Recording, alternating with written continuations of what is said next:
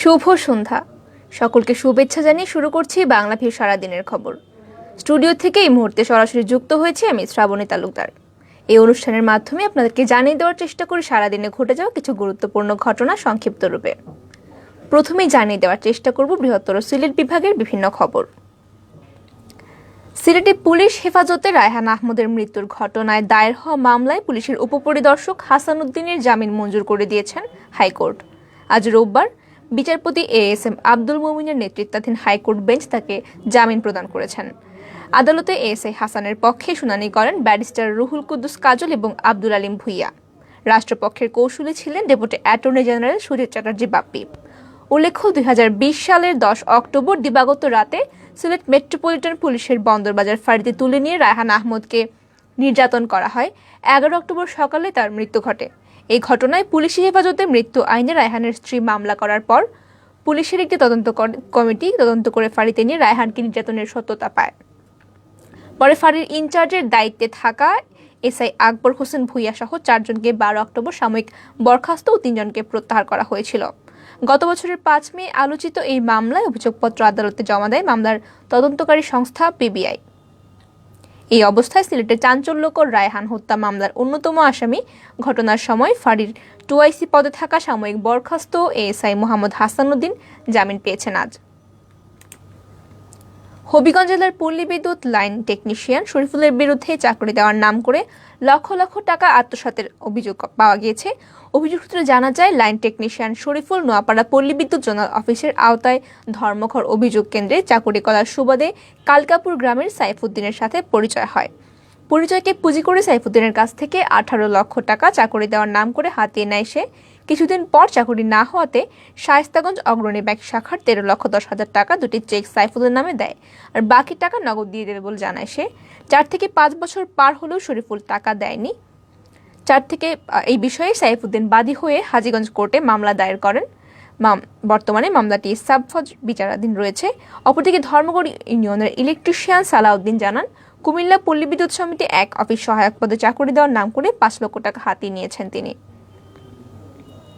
এদিকে শরীফুলের গ্রামের বাড়ি নাটোরে, কিন্তু তার জাতীয় পরিচয়পত্রের ঠিকানা রয়েছে মাধবপুর উপজেলার জগদীশপুর ইউনিয়নের বড়ধুলিয়া গ্রাম। শরীফুলের সঙ্গে মোবাইল ফোনে যোগাযোগ করে জানতে চাইলে তিনি বলেন, টাকা তার কাছে পায় সত্যি এবং তিনি কিছু দিয়ে দিয়েছেন, এখনো বাকি টাকা একসাথে দেবেন বলে জানিয়েছেন তিনি। সিলেট জেলার বিয়ানীবাজার উপজেলার রাজমিস্ত্রি নজরুল ইসলাম হত্যা মামলার একমাত্র আসামিকে মৃত্যুদণ্ডের আদেশ দিয়েছেন আদালত। আজ রোববার 12 জুন সিলেটের অতিরিক্ত জেলা ও দায়রা জজ তৃতীয় আদালতের বিচারক মোহাম্মদ মিজানুর রহমান ভুইয়া এই রায় প্রদান করেন। মৃত্যুদণ্ডপ্রাপ্ত আসামি হলেন বিয়ানীবাজার থানার টিকরপাড়া গ্রামের বীর মুক্তিযোদ্ধা মুহিবালের ছেলে আব্দুল মুবিন লিমন। তার বয়স 18। বর্তমানে তিনি কারাগারে আটক রয়েছেন।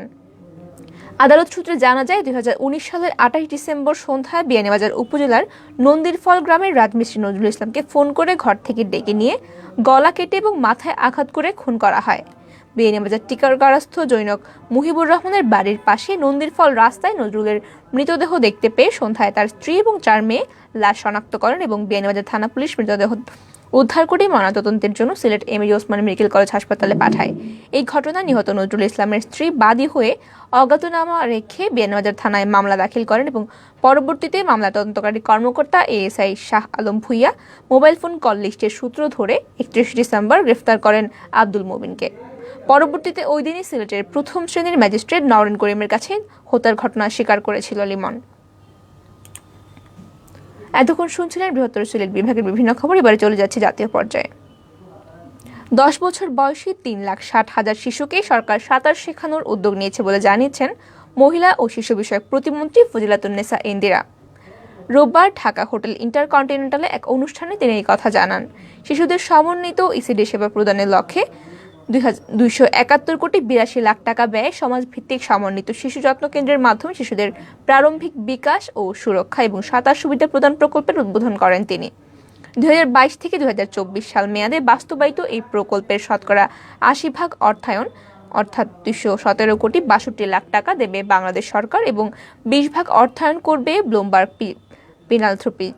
তিনি বলেন, বাংলাদেশ শীর্ষ একাডেমির তত্ত্বাবধানে প্রকল্পটি দেশের 16টি জেলায় 45টি উপজেলায় বাস্তবায়িত হবে এবং এই প্রকল্পের আওতায় 1 থেকে 5 বছর বয়সী 2 লাখ শিশুর জন্য প্রকল্প এলাকায় 8,000 সমাজভিত্তিক শিশু যত্ন কেন্দ্র স্থাপন এবং 1,600 স্থানে 6 থেকে 10 বছর বয়সী 3,60,000 শিশুকে সাঁতার শেখানো হবে। এবছর রাষ্ট্রীয় খরচে হজে যাচ্ছেন 254 জন। সরকার ঘোষিত প্যাকেজ 2 উল্লেখিত প্যাকেজ মূল্যের সুবিধা দিয়ে তাদেরকে হজে পাঠানো হচ্ছে। আজ রোববার ধর্ম বিষয়ক মন্ত্রণালয়ের হজ 1 শাখার উপসচিব আবুল কাশেম মহিউদ্দিন শাহীন স্বাক্ষরিত এক প্রজ্ঞাপনে তথ্যটি জানানো হয়। এসব হজযাত্রীদের মধ্যে রয়েছেন বঙ্গভবন, প্রধানমন্ত্রীর কার্যালয়, ঢাকা উত্তর ও দক্ষিণ সিটি কর্পোরেশন, ঢাকা সহ সারা দেশের বিভিন্ন মসজিদের ইমাম সহ বিভিন্ন শ্রেণী পেশার মুসল্লিরা। প্রজ্ঞাপনে বলা হয়েছে, রাষ্ট্রীয় খরচে হজ পালনকারী প্রত্যেককে প্লেনের টিকিট বাবদ 1,40,000 টাকা এবং পে অর্ডার করে জমা দিতে হবে। পে অর্ডার জমা না দিলে তার ভিসা প্রক্রিয়া স্থগিত থাকবে। এছাড়াও তাদের সম্ভাব্য ফ্লাইট 7 জুলাইয়ের পর থেকে পরিচালিত হবে। বগুড়ার আদমদীঘি উপজেলায় বসতবাড়ি থেকে গাঁজার চাষ করা শহীদুল ইসলাম নামে এক ব্যক্তিকে গ্রেফতার করা হয়েছে।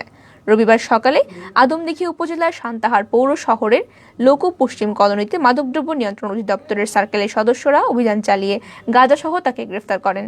জানা যায়, আদমদীঘি উপজেলার সান্তাহার লোক পশ্চিম কলোনি মহল্লায় নিজ বাড়ির আঙিনায় ইটের প্রাচীর ঘেঁষে গাঁজা চাষ করছিলেন আসামি শহীদুল ইসলাম। গোপন সংবাদের ভিত্তিতে তার বাড়িতে অভিযান চালিয়ে বড় একটি গাঁজা গাছ উদ্ধার সহ তাকে গ্রেফতার করা হয়। তার বিরুদ্ধে থানায় মাদক আইনে মামলা দায়ের করে জেল হাজতে পাঠানো হয়েছে। পদ্মা সেতুর উদ্বোধনের কারণে পিছিয়ে গেল এসএসসি পরীক্ষা। পদ্মা সেতু উদ্বোধনের কারণে 25 জুন এসএসসি পরীক্ষা হবে না বলে জানিয়েছেন শিক্ষামন্ত্রী দীপুমণি। এর পরিবর্তে নেওয়া হবে 24 জুন। রোববার সচিবালয়ে পরীক্ষার সুষ্ঠু, নকলমুক্ত ও ইতিবাচক পরিবেশে সম্পন্নের লক্ষ্যে আইনশৃঙ্খলা কমিটির সভা শেষে এই কথা জানান তিনি। মন্ত্রী বলেন, 25 জুন এসএসসি পরীক্ষার্থীদের ইংরেজি দ্বিতীয় পত্র পরীক্ষা হওয়ার কথা ছিল, যা আগের দিন অর্থাৎ 24 জুন নেওয়া হবে। তিনি বলেন, এসএসসি পরীক্ষাকে কেন্দ্র করে 15 জুন থেকে সারা দেশের কোচিং সেন্টার বন্ধ থাকবে, যা চলবে 7 জুলাই পর্যন্ত। 2022 সালের মাধ্যমিক স্কুল সার্টিফিকেটের সমমান পরীক্ষা আগামী 19 জুন শুরু হতে যাচ্ছে এবং শেষ হবে 6 জুলাই। জানা যায়, এই বছর এসএসসিতে 3টি বিষয়ে পরীক্ষা দিতে হবে না শিক্ষার্থীদের। এসএসসিতে বিভাগ ভেদে বাংলা, ইংরেজি, গণিত, গার্হস্থ্য বিজ্ঞান, কৃষি শিক্ষা, সঙ্গীত, আরবি, সংস্কৃতি, পালি, শারীরিক শিক্ষা, ক্রীড়া, চারুকলা, ব্যাংকিং, রসায়ন, পৌরনীতি ও নাগরিকত্ব এবং জীববিজ্ঞান, হিসাব বিজ্ঞান, অর্থনীতি বিষয়ে পরীক্ষা হবে। কুমিল্লার দাউদকান্দি উপজেলায় ট্রাক ও মাইক্রোবাসের সংঘর্ষে ট্রাক চালক নিহত হয়েছেন। এতে আহত হয়েছেন মাইক্রোবাসের 10 যাত্রী ও ট্রাক চালকের সহকারী।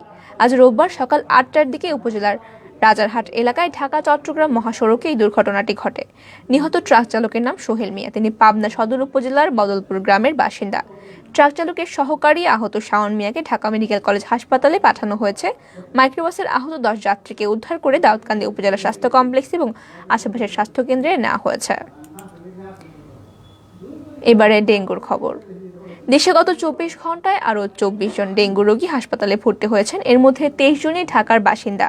এই সময় ঢাকার বাইরের হাসপাতালে ডেঙ্গু আক্রান্ত হয়ে ভর্তি হয়েছেন 1 জন। আজ রবিবার স্বাস্থ্য অধিদপ্তরের হেলথ এমার্জেন্সি অপারেশন সেন্টার ও কন্ট্রোল রুম থেকে পাঠানো ডেঙ্গু বিষয়ক বিবৃতিতে তথ্যটি জানানো হয়। এতে আরও বলা হয়, নতুন 24 জন সহ বর্তমানে দেশের বিভিন্ন সরকারি ও বেসরকারি হাসপাতালে সর্বমোট ভর্তি থাকা ডেঙ্গু রোগীর সংখ্যা দাঁড়িয়েছে 85 জনে। তাদের মধ্যে 81 জন ঢাকার বিভিন্ন সরকারি এবং বেসরকারি হাসপাতালে ভর্তি রয়েছেন। এছাড়াও ঢাকার বাইরে রয়েছেন 4 জন। সুপ্রিয় দর্শক শ্রোতা, এতক্ষণ শুনছিলেন সারা দেশের বিভিন্ন খবর। শেষ করার আগে জানিয়ে দেব সারা দেশের আবহাওয়ার খবর। আবহাওয়া অধিদপ্তরের এক পূর্বাভাসে বলা হয়েছে, দেশের 6টি অঞ্চলের ওপর দিয়ে সর্বোচ্চ 60 কিলোমিটার বেগে ঝড়ো আভাস রয়েছে। এসব এলাকার নদীবন্দরগুলোকে 1 নম্বর সতর্ক সংকেত দেখাতে বলা হয়েছে। আজ রবিবার এমন পূর্বাভাস দিয়েছে আবহাওয়া অফিস। এতে আরও বলা হয়েছে, রংপুর, দিনাজপুর, বগুড়া, টাঙ্গাইল, ময়মনসিংহ এবং সিলেট অঞ্চলসমূহের উপর দিয়ে পশ্চিম অথবা দক্ষিণ পশ্চিম দিক থেকে ঘন্টায় 45 থেকে 60 কিলোমিটার বেগে অস্থায়ীভাবে দমকা হাওয়া অথবা ঝোড়ো হাওয়া সহ বৃষ্টি অথবা বজ্রসহ বৃষ্টি হতে পারে। এসব এলাকার নদীবন্দরসমূহকে 1 নম্বর সতর্ক সংকেত দেখাতে বলা হয়েছে। বর্তমানে লঘুচাপের বর্ধিতাংশ হওয়ায় পশ্চিমবঙ্গ পর্যন্ত বিস্তৃত রয়েছে মৌসুমী বায়ু বাংলাদেশে মোটামুটি সক্রিয় এবং উত্তর বঙ্গোপসাগরে দুর্বল থেকে মাঝারি অবস্থায় রয়েছে। এই অবস্থায় আগামী সোমবার সকাল পর্যন্ত রংপুর, ময়মনসিংহ ও সিলেটের 2-1 জায়গায় অস্থায়ীভাবে দমকা হাওয়া সহ হালকা থেকে মাঝারি ধরনের বৃষ্টিপাত হতে পারে। সুপ্রিয় দর্শক শ্রোতা, এতক্ষণ শুনছিলেন সারাদিনের খবর। এতক্ষণ সঙ্গে থাকার জন্য সকলকে অসংখ্য ধন্যবাদ। সবাই ভালো থাকুন, সুস্থ থাকুন এবং আমাদের সঙ্গেই থাকুন।